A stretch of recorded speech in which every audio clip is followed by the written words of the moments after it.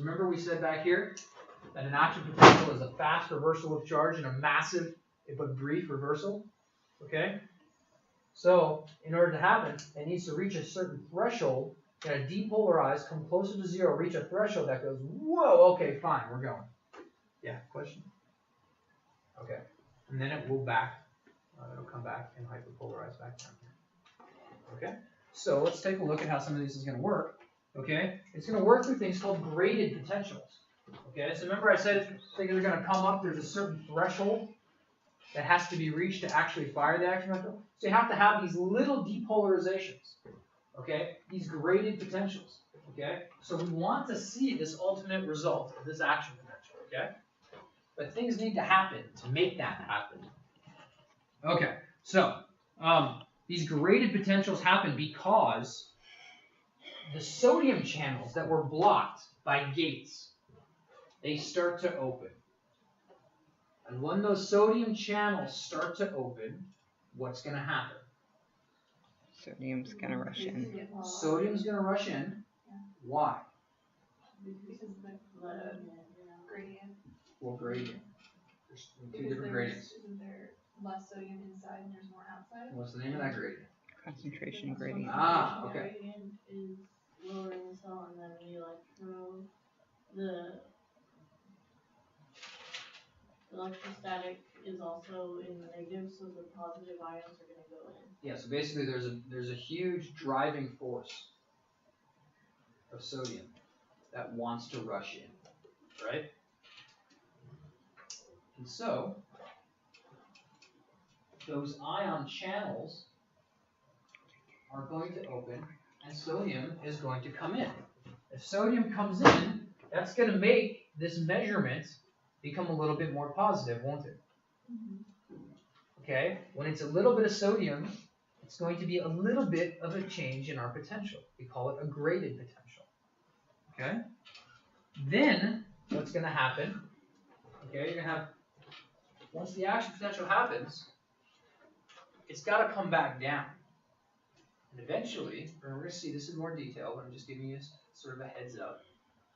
Sodium or potassium channels later on in time, they're going to open up, and you have a totally different driving force on happening than doing.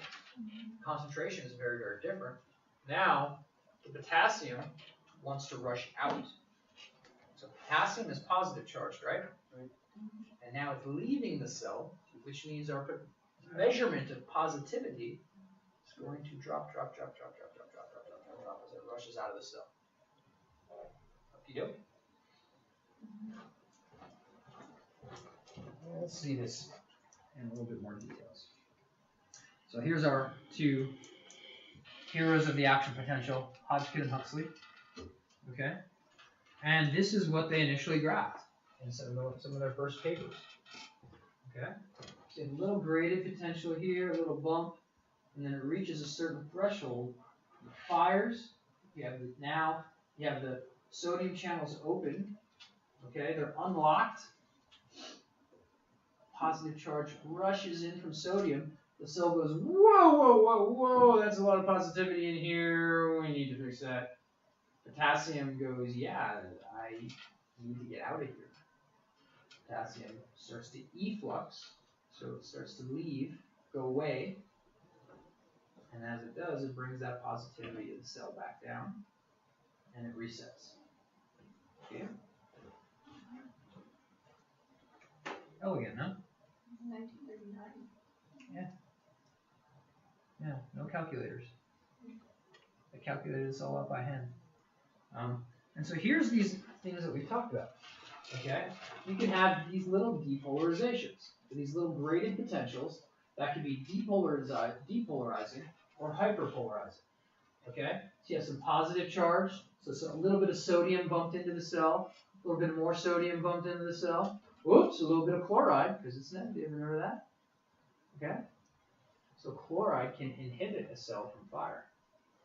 Alright? Chloride ions. Okay? You think certain things have inhibition. Ethanol, which is the molecule that's active in some of our favorite drugs we call alcohol. Okay? It's going to work on the sodium channel, or excuse me, the chloride channel, and inhibit the cell, make it a little bit more quieter, less likely to fire. Okay? They get enough graded potentials. If the graded potentials, bloop, bloop, see how it comes up, but then nothing else happens, and so it comes back down? They have to sum together. They happen close enough a time they can summate. So if this one is really close to this one, it can actually climb on top of this one and make it more positive together. Make sense? That's what we see here. They're close enough in time to get 1, 2. So if this second one, the second depolarizing graded potential, if it would have happened slower in time, it would look like this because it would not ride on top of it. But because it's close enough in time, it can have one and the second one climbs on top of it and allows it to cross that threshold. Let's just call it negative 55 for now. Okay? And again, it's going to be different in different cells and all that kind of jazz. But once that happens, it explodes. Like Mufasa getting Zazu.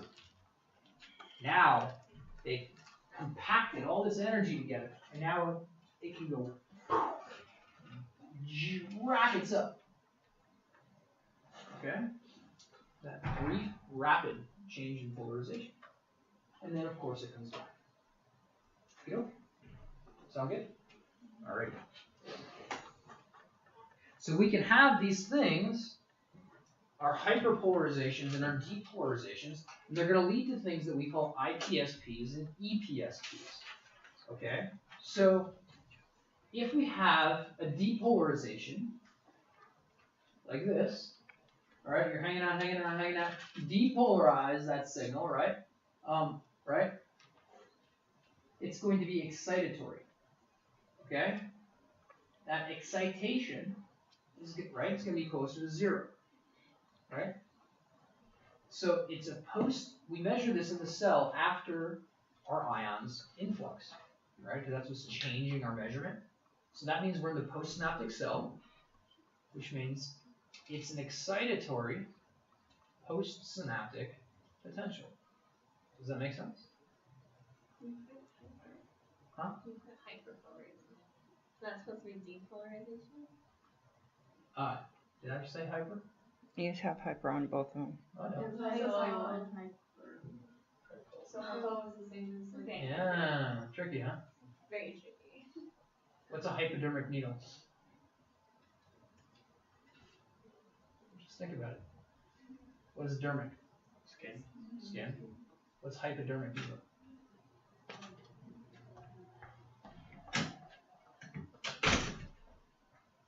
Under the skin. Hyper, it's like hyper excitable kids. That's over. Hypo is under. Yeah, good catch. I was very confused. Just like my instructions on the test. Read the question, read the answer, and only answer the question. It's really easy oftentimes. So I don't know if I'll teach cognitive psychology here or not, but in cognitive psychology we talk a lot about cognitive errors we make because the brain is a really good prediction machine. So it's designed to not pay attention to everything, which is why we fall into traps and make mistakes, like reading too fast, right? Because you make a really good guess that we think that says hyperpolarization up top. It's reasonable, but that's why I try to put those little reminders in there. Slow down, because sometimes we go too fast and we can miss a couple things. So the idea here is that our EPSP is going to be governed mostly by sodium channels. Okay, it's going to make the postsynaptic neuron more likely to fire. This is an IPSP, that inhibitory potential. Okay, this is really no different, guys, than what we saw back here. Okay, you have an EPSP, EPSP, IPSP. Okay? They can open potassium, or mostly chloride channels, sometimes both. Okay? So basically an IPSP is going to make the cell less likely to fire.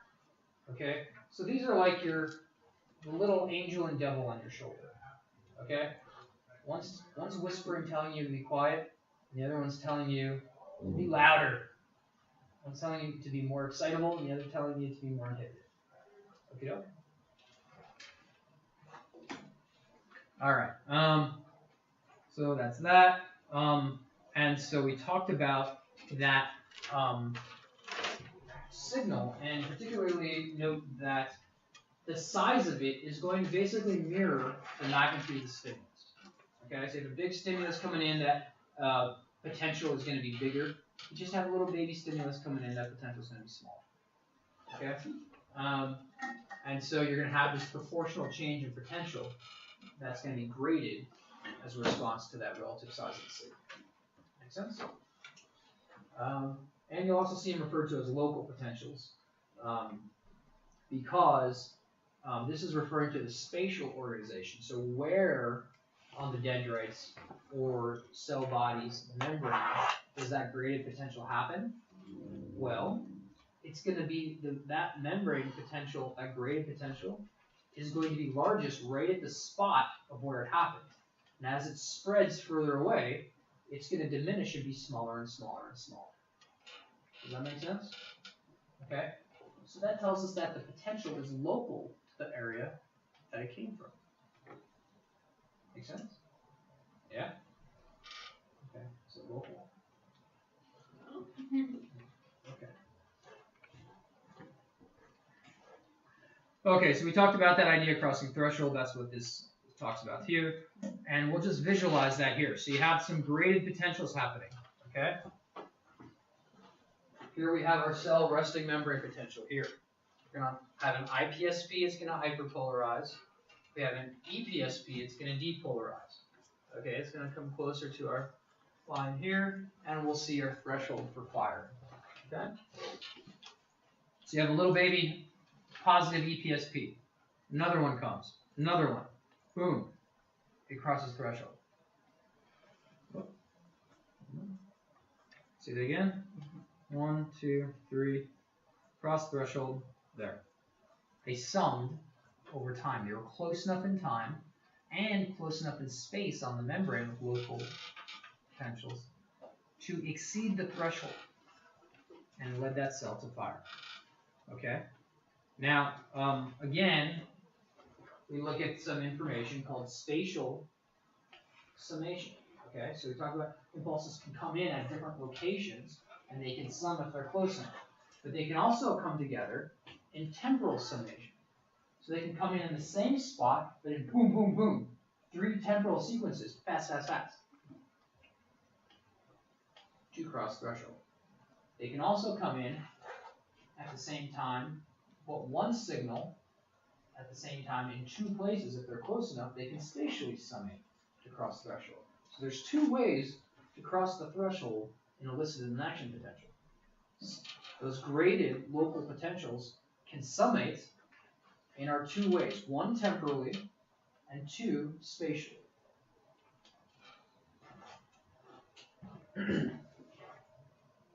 All right. This basically shows most of that.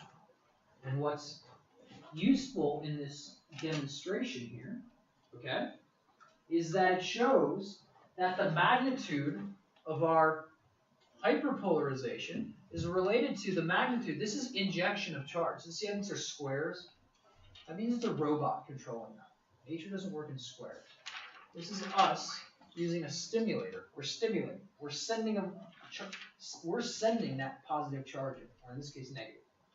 So we are the evil scientists. All right, we are controlling this. So we give a little bit of baby negative charge. We see a little bit of baby depolarization. A little bit bigger depolarization. A little bit bigger response. Likewise, biggest, you get the biggest there. Now we're going to turn that in the opposite direction.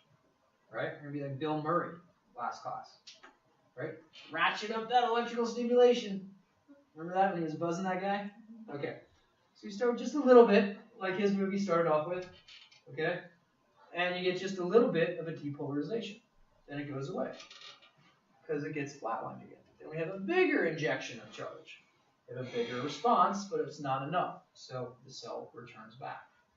We have a really big, much more bigger injection charge. It corresponds to enough to cross threshold, and we can measure our action potential. Okay, so you see that correspondence there. That correspondence between stimulus and response. Yeah? Okay. So some things to note about that stimulus response property. Big feature of the action potential, it is all or none. It goes big or it goes home. Alright? Doesn't mess around. None of this beat around the bush, middle game stuff for the action potential, okay? It's a big time player. It says, I'm going all the way or I'm not going at all. Okay? So the size, alright, that amplitude, that measurement, is not going to change. No matter if the stimulus that elicits it is a little baby stimulus or a huge roaring stimulus. It will not change the size of this. Okay? So if a whisper was enough to solicit an action potential, and hopefully it was, in your ear neurons that detect the whisper, sends an action potential telling your brain that a sound is happening. Okay? That action potential size here is going to be exactly the same size as if someone was screaming in your ear. Right? The amplitude isn't going to change. It's going to be identical. Okay? That means this amplitude is independent of the stimulus size. Yes? So, are the thresholds, is threshold the same for every cell then? No, Roughly. it varies? Roughly. I mean, okay. Generically, but that's what we talked about before. It kind of has that snowflake effect, right? They're all a little special, little variants. Okay, so then,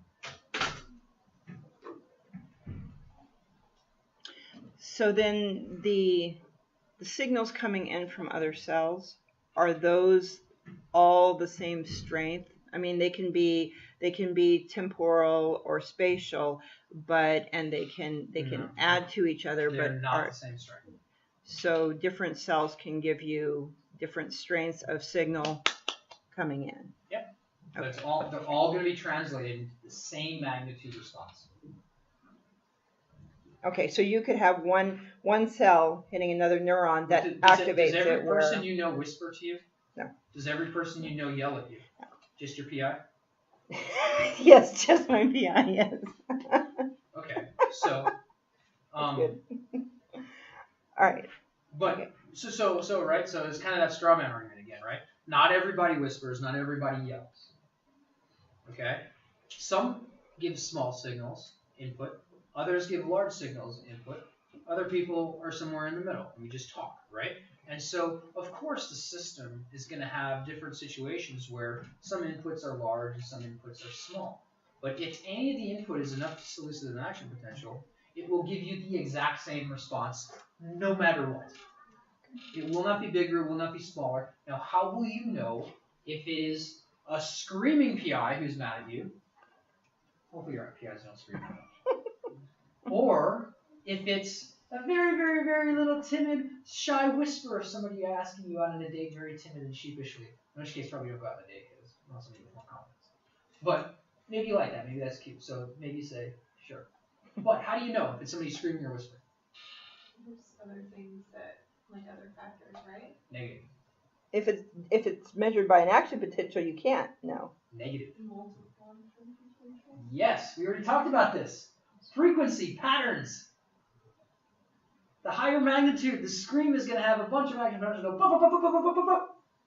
The whisper might have just one or two.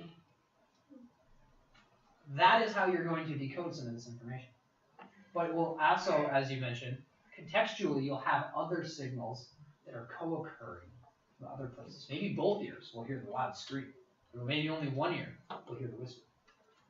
So you're going to have multiple pieces coming together, but those multiple pieces are going to contain similar frequency patterns. Make sense? Okay. All right, so, and again, it's all or none. It either fires or it doesn't. We talked about this after potential a little bit. And let's see here. It's going to be that small change there. And let's see here. Speak. We talked about this. So here's an illustration. Let's walk through here. Okay? You guys like to ask, what do I need to know for the test? What do I need to know? All right. Here's a way to think about that. It's not an answer to that question. It's a way to think about that. It's like we talked about today, like, what do I need to know, or how should I talk about, I don't know what we're talking about today, responses for an essay question or something. What level of depth? Be able to communicate, at the level necessary to communicate it to somebody else to show that you know the information that can then be transmitted to somebody else, as opposed to the person who did the thing in the place at the time. Yeah. You wouldn't like if I came and talk like that, right? You'd be like, dude, did you go to school? And you're like, you're supposed to know this stuff, right, Teach? Like, so, yeah. Same concept here, right? Be able to explain to somebody how an action potential happens. Know the factors that govern it. Know the principles, the properties. Know what happens, but at each step along the way. And this picture is a very useful way to conceptualize that. Okay? So know that there's different times. There's different phases of the action potential. We can slice this pie up into different slices, can't we? And that's what these different colors are. Yellow, orange, blue, green. I don't know, whatever color that is. Olive. So, at the first time, it's rested. So explain to people what's happening here. Be able to explain what the resting membrane potential is. Be able to explain what's happening to the ions while the neuron's at rest. What's happening to the different ions while the neuron's at rest. And why. What those forces are at play. Electrostatic forces, concentration gradient forces. Okay? Explain the differences in open and closed channels. Explain the difference in passive channels and gated channels. Okay? Explain how we set that resting membrane potential. What's the key factor in setting that resting membrane potential? Is it the potassium in your sodium in the cell? And what's the factor that governs that? Huh? Polarity?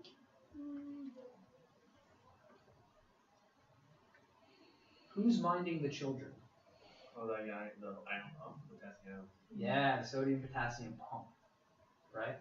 Those little children are running away, those little ions are always leaking. You gotta run back and grab them. Keep the class equal. Right? Keep everything kind of, right? Sodium potassium pump is key. It is also energetically extremely expensive. Remember we talked about that analogy of chasing after the kids or, you know, whatever. That's all, you come home and you're tired, right? Oh my God, it's exhausting after a long day chasing kids around. It is one of the most energetic expenses of our cells. In the whole body. Like it's extremely energetically expensive. It's why we need to eat and drink and stay cooled in our bodies. Run into lots of trouble with sodium potassium pumps. No problematic yet.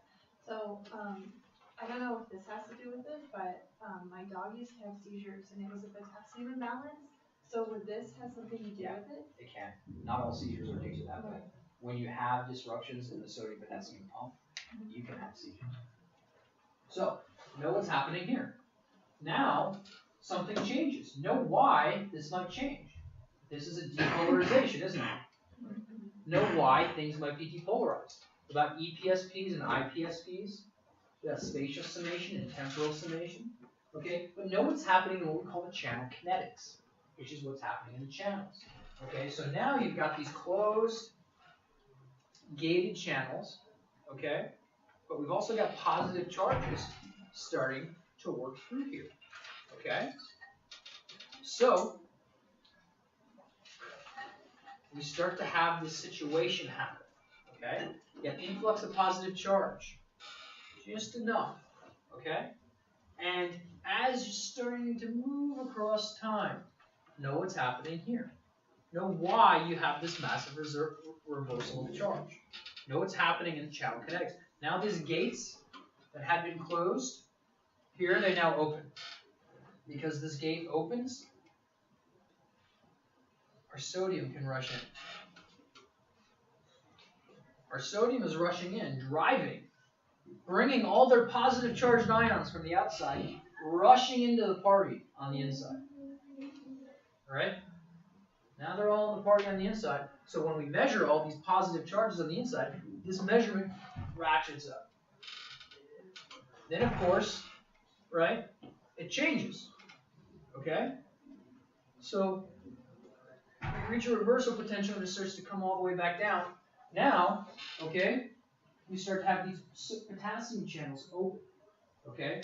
So where they used to be closed, they're now open. Okay? And now we have efflux. Potassium is coming out of the cell, which means this measurement is coming down, and we can reset those cells by having our gates return to their original positions. There's a lot happening here. You should be able to walk through this. Practice teaching it to your roommates, to anybody who doesn't know this stuff. Okay? One second. And know it in your mind. Yeah. So for refractory periods, so say like you get scared by somebody, or like you hear screaming, it scares you. And then you hear I don't the get scream. scared. Okay, well say you do. just Okay, for- hypothetically. Hypothetically, you hear the scream, you get scared, and then you hear it again, and you're not as scared. So is that kind of like it takes a little while for the like. Yeah, I mean, it's a way to think about it, but I don't know that it's the best. So that example is actually other things happening. Yeah. But, you know, the refractory period means that during this, it means a time when the neuron can't fire again. Okay? So right in here, it's already fired, it's elevated, it can't fire another action potential. Because those sodium cells, or sodium ions, can't, their gates are not in a position to allow them to fire again. Okay? And for the most part, a relative refractory period means that for the most part, that cell also will not continue to fire. Except if it's a huge stimulus, it can actually put supercharged a ton of extra positive ions come in, and then it'll fire again. But it means that it will only fire if it's an extra big stimulus. This tiny little period here means no matter what, it's definitely not. That's what absolutism is, right? Absolutism. You have an absolute dictator, right? It's absolutely, we're definitely not do this. This is like, well, we're not going to do it for the most part. But it's, you know, relative. Maybe here and there, okay, fine, we'll let an exception, right? That's the difference. And might have a follow-up on that. Let's see here. Absolute and relative. Yeah, so that's basically when no action potentials can be produced during the absolute. Only a strong stimulation can produce an action potential here for the relative refractory. So that's that. Other questions about this? It's a lot of stuff we covered. But I promised you, every day is going to be more challenging than the day that preceded it beforehand. Yesterday was easy. We'll do the same for pretty much the rest of graduate school. And so next week, or next class, we'll pick up from here. We'll pick up the pace a little bit. We'll expand into more details about how these chemical signals get transmitted into electrical ones, and these electrical ones then propagate to release more chemical signals. And yes, they are not, but I will get them as soon as I can. So thank you guys. If you have a question in the office or email, and I'll see you guys next class.